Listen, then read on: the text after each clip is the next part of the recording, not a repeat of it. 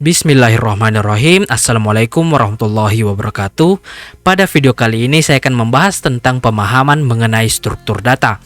Struktur data menjadi salah satu bagian penting yang wajib dipahami oleh para programmer. Struktur ini memudahkan pengguna mengakses data yang dibutuhkan secara cepat dan tepat. Ini karena struktur data memiliki format khusus yang berfungsi untuk mengatur, memproses, mengambil, dan menyimpan data. Sebelum kita melangkah lebih jauh lagi, kita harus mengetahui apa itu struktur data.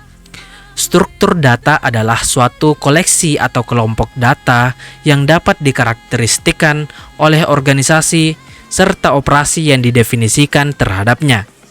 Pemakaian struktur data yang tepat di dalam proses pemrograman akan menghasilkan algoritma yang lebih jelas dan tepat sehingga menjadikan program secara keseluruhan lebih sederhana. Nah, secara teknis, data dalam bentuk angka, huruf, simbol, dan lainnya ini diletakkan dalam kolom-kolom dan susunan tertentu.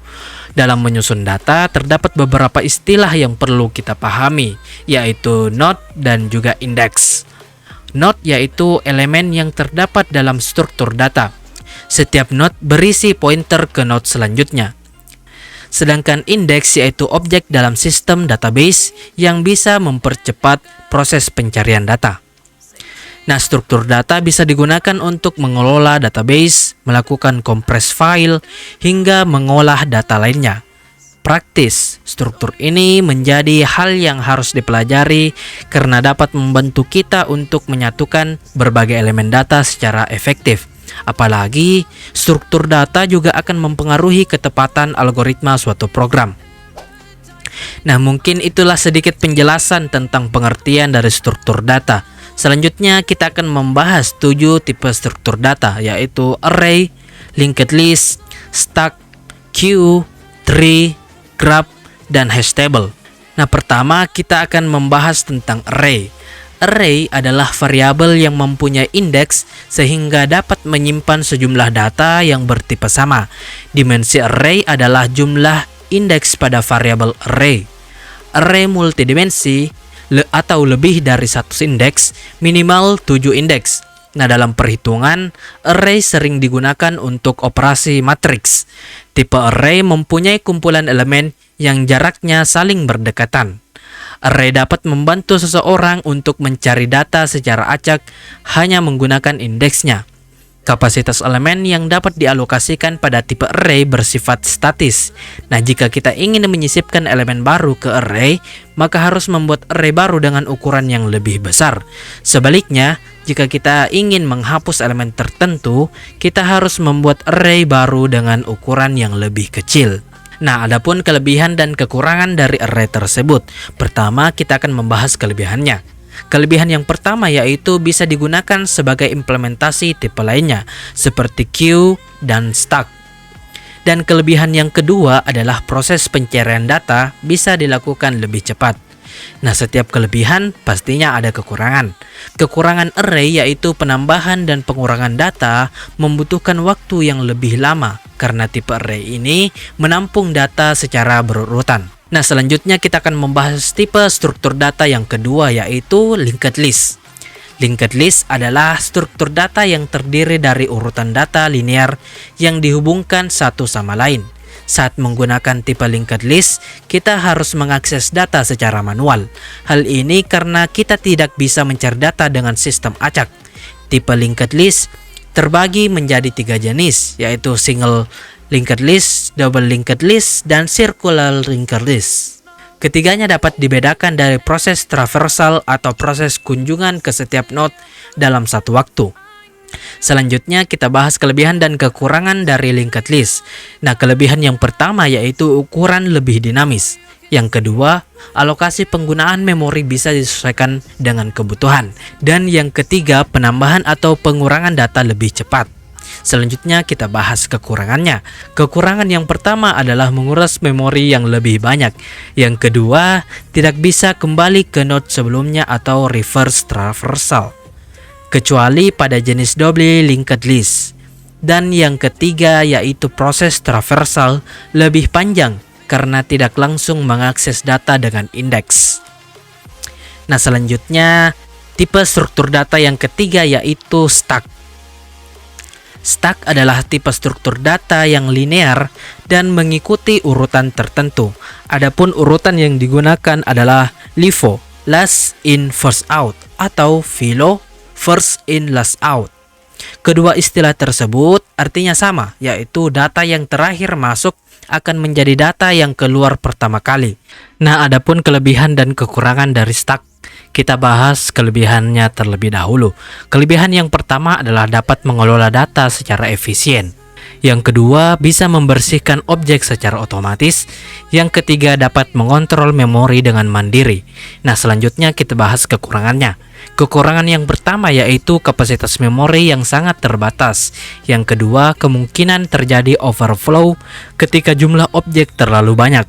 Dan yang ketiga, tidak dapat mengakses data secara acak. Nah, selanjutnya tipe struktur data yang keempat yaitu queue. Queue adalah tipe struktur data linear yang mengikuti urutan tertentu, yaitu FIFO, first in first out.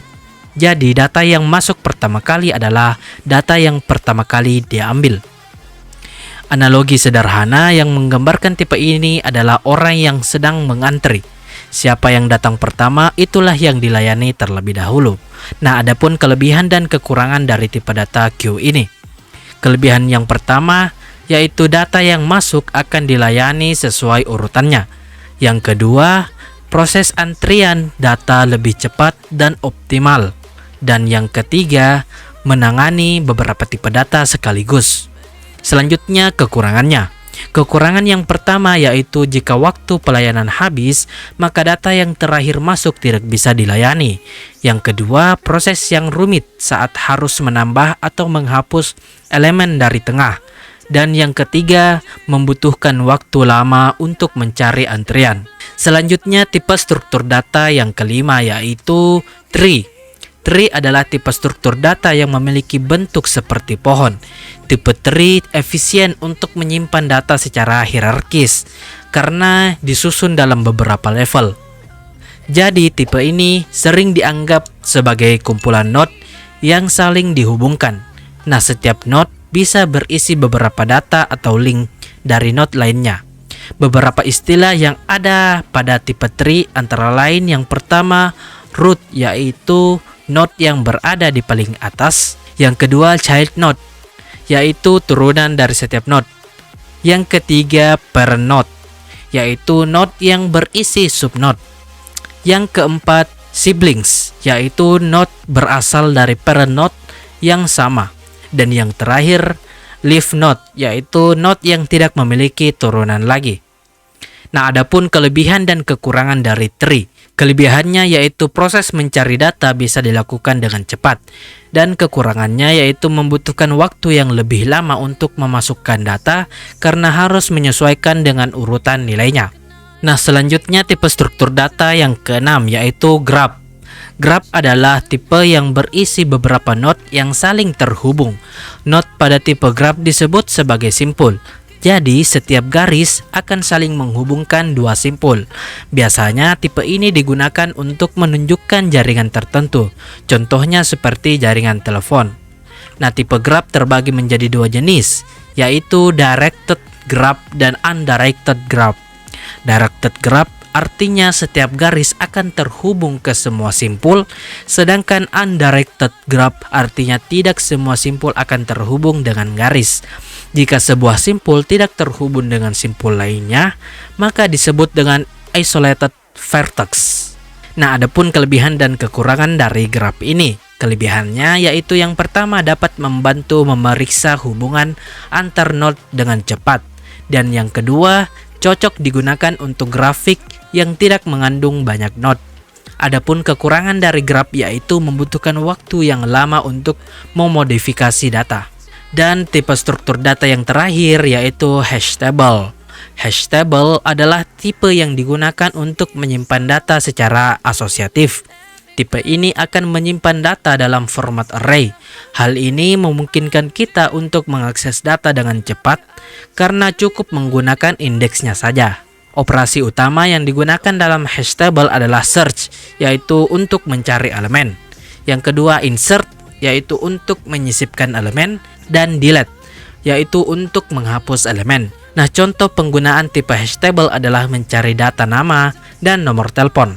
Adapun kelebihan dan kekurangan dari hash table ini. Kelebihan yang pertama yaitu daripada tipe lainnya, kadang penggunaan hash table lebih efisien untuk mencari data sehingga sering dipakai di software untuk pengindeksan basis data.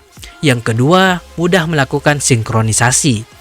Dan adapun kekurangannya yaitu kemungkinan benturkan data atau disebut collision sangat besar sehingga menjadi tidak efisien. Nah, selanjutnya kita akan membahas penggunaan struktur data. Dalam pemrograman, struktur data memiliki banyak kegunaan. Hal inilah yang membuat banyak orang tertarik untuk belajar pemrograman. Adapun kegunaan yang pertama ialah membuat proses pemrograman yang mudah.